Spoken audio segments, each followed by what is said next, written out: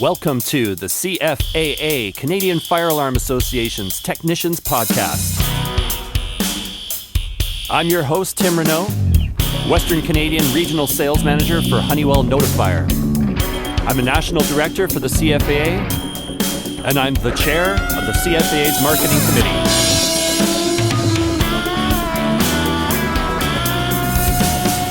All opinions expressed by the host and guest are solely theirs and not necessarily the positions of their respective companies. All right, welcome to the show. I have today with us Brett Roach. Brett is from BR Design. He is based in Regina, Saskatchewan, and they offer electrical and life safety design services with specialty in fire alarm systems. They also do S1001 integrated systems testing. In addition to specializing in life safety, they also offer general electrical design in the residential and commercial industries, including National Energy Code for building lighting designs and controls, emergency and exit lighting, power distribution, and data communications. So welcome, Brett. Thanks for being here. Thank you. Thanks for having me. You want to just tell us a little bit about your own personal experience and where you come from? Yeah. So I entered the life safety industry in 2009. I got a job at All Sask Fire, which is probably more known across Canada as Vipond. I worked there for close to 13 years, and in 2021, I went off on my own, start BR Design. You know, I realized that I had a passion for design over field work, and I haven't looked back since. That's great. Yeah. No, it's good to have people with experience directly as a tech, doing design. It's good. So today we're going to go over the topic of the code adoptions. So we have the 2020 National Building Code. Of course, it's been out for a few years. Right. But as these things go, we're not actually seeing it in reality out in every province right away. So now we have a bit of an impetus on the provinces getting harmonized. So what ULC standards are changing with the adoption of 2020 Building Code? Yeah. So I can talk on a couple of them at least. It's still a topic that is near and dear to my heart, even though I'm not a fire alarm tech. Is standards that are directly related to techs, and how this revision cycle is going to affect the boots on the ground people, right? And if you look at there's not a lot of some substantial changes, I would say, in 537 compared to 536. The inspectors, they're really going to get a wake-up call when we start talking about things like differential pressure testing on each and every detector, right? And, we can talk about it more later, but that even becomes more complicated when we introduce smoke dampers, right? And, you have, like you were saying in our seminar yesterday, instead of having 3 duct detectors, now you have 150 or maybe 200, right? And so how do you allow, not even as a technician, but as the office, how do you allow enough time for those guys to do that properly, right? Right, it's going to add up. Yeah, because, not only do we need to give them extra time to do it, but we need to give them extra time at the beginning to figure it out, right? Mm-hmm. And I think that's where we really need to be cognizant of the effects on the technicians. So with the 2020 Building Code, so we have 536, and we have a lot of different aspects in 536 that are going to change. Right. So we talked just quickly about the smoke dampers, and yes, that's going to be one of the issues, but we also have many other parts of the fire alarm system that they're going to hit annually. Yeah. What are some of the other key highlights? We don't have to go through every little bit of it. Yeah. What are some of the key highlights you think for the fire alarm techs that they have to watch out for? Right. Battery testing, right, is changing. You're no longer allowed to use those load meters that I grew up on. Right. So the technicians, they're going to have to adopt a new safe work practice for how to do those accelerated load tests and things like that. And then I've also heard through some of the CFA seminars I've attended over the last year, but they're changing the verbiage, and I'm not going to claim to be an expert in this exact, but they're changing the verbiage towards how you test isolators. And from my understanding is that, those companies that maybe aren't fully testing them on an annual, it's going to kind of force them to do that or really check a no box, right? That could get them in trouble. So, right. Yeah. Yeah, that's true. And that's adding up more and more. And hopefully our inspection salespeople are also getting educated on this as we go along, because that's going to affect the whole time that a tech has on site. Right. Right. Right. Okay, so we have 536. So now we've talked about the smoke dampers. We talked a little bit about battery testing. What else? And isolators. Yeah. What else are you seeing in 536 then that could possibly be changing in their work? Well, I think one of the big things that has been on everybody's mind and has had everybody's attention for a couple of years now is the talk of moving the report from the appendix to the body, right? And what that means. And again, it's similar to, maybe those people that aren't testing isolators, for example, correctly. And I'll say that is, I did a lot of inspections and, I didn't test every isolator correctly either. So I don't say that from a place of judgment. Right. But now that everybody's going to follow that same report, you have to check the same boxes. You're not allowed to omit anything, right? It's really going to level that playing field for service companies, I think. Right. Yeah. Well, hopefully that does. Hopefully everybody's going to follow the same course, and this at least helps our enforcement people. If Standardize what they're looking at too, right? Right. Yeah. Yeah. As long as they're looking. Yeah. Well, that's a whole other battle on its own, right? Yeah. Well, that's good. Yeah. So when will the 2020 National Building Code get adopted? Let's start with Saskatchewan. Yeah. For a long time, I was under the impression, and a lot of people were, I think, that it was going to be January 1st. We've had 2023, just to make sure, or 2024. Of 2024, yeah. Sure sorry. Yeah. And if it's supposed to be in about 3 weeks from now. Now, there have been some holdups in legislature or whatever, and it sounds like it's pushed back about another 6 months or into the spring now. So it sounds like most provinces are in the same boat. It's kind of a moving target. So the only thing I could say is just, keep in communication with your AHJs, see what they're saying.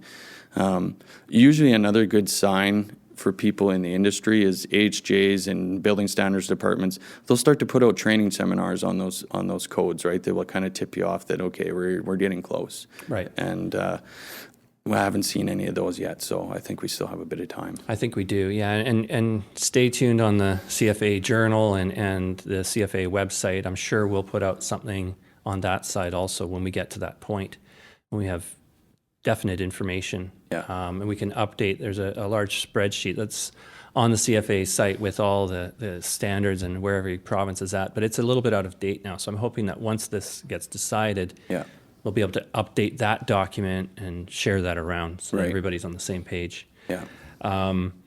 Okay, so then after adoption, and now we've got all this newest edition, latest and greatest, but what about our old buildings? How long can you work on a building, say just for 536 for now? Yeah. How long can you work on that building while we have a new code, but we have older buildings? Right.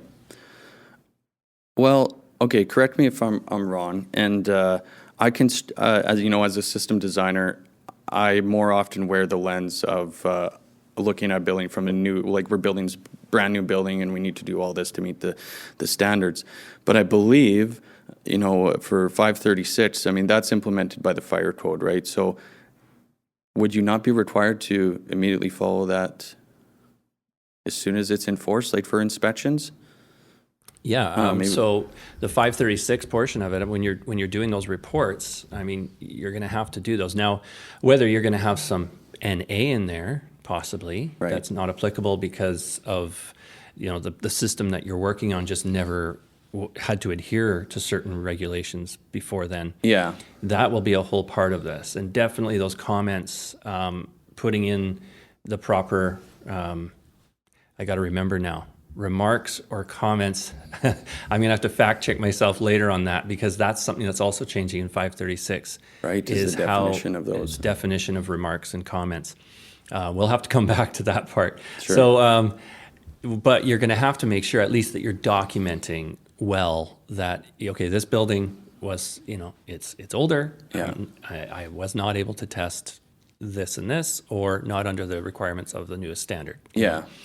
And I think that's the part that the tech's going to have to do is really communicate that. It's not just checking a bunch of boxes. We have to make sure we're putting in the information. Yeah, for sure.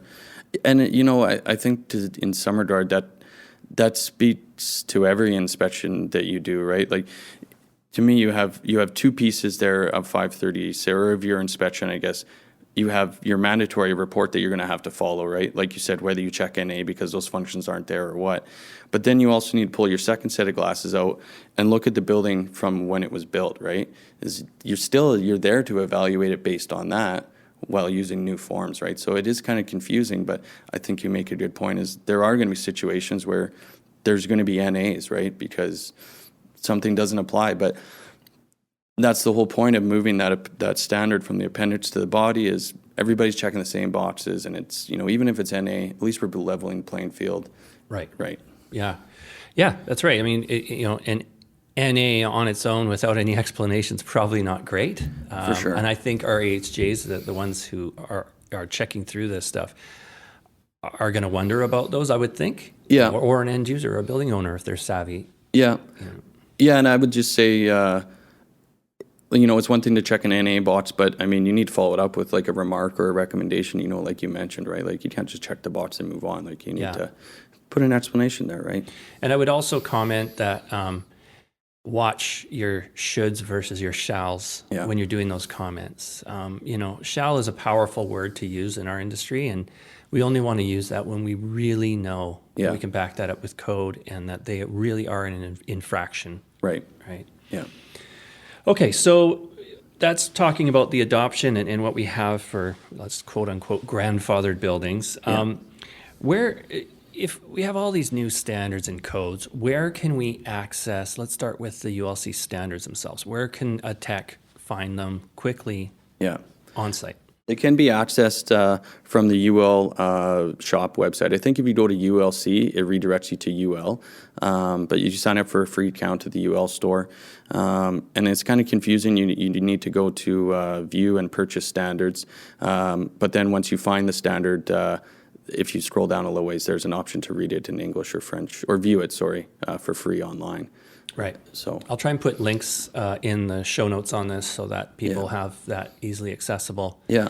I'm always surprised that there's a lot of people who don't know. And that's fine. But I think we're getting to the point here, these tools are available. And we should be able to get on these pretty quick. Yeah, for sure. And they're free. They're free, yeah.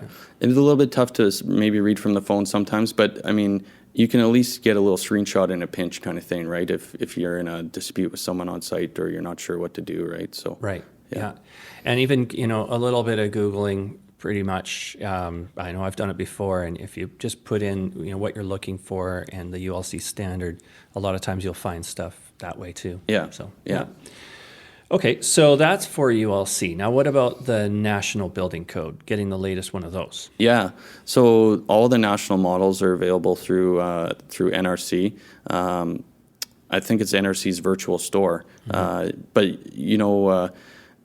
it used to be you had to pay for those, and then about 5 or 6 years ago, they made them free.